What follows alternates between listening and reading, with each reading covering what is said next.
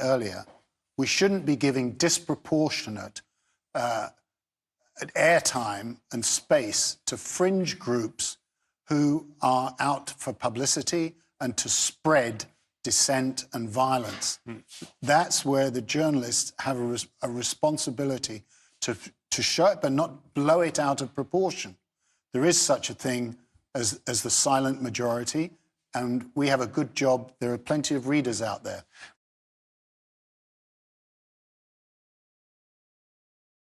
You have listened to all the conversations here. What is your response to what you hear about weaponizing the media and how this all influences policies?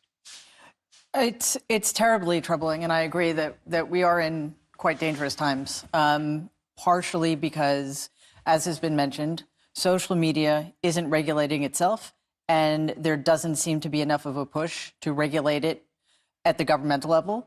And the spread of misinformation and so-called fake news is creating problems among the populace, but it's being exploited. The ignorance and the susceptibility are being exploited by, at least in America, the right, and I believe you are having some of the same problems here. Right.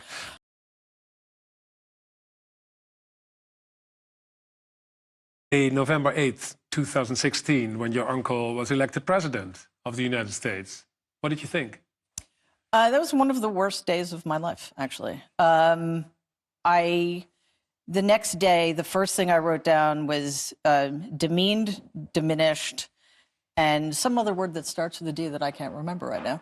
But anyway, I was completely undone by the results of that election. It seemed so unjust and so... I was actually... I took it quite personally. And why? I think because I'd known him forever. I know him so well that it felt like a slap across the face that other people couldn't see how obviously damaged and selfish he was, and how completely ill-equipped he was to be the leader of the free world.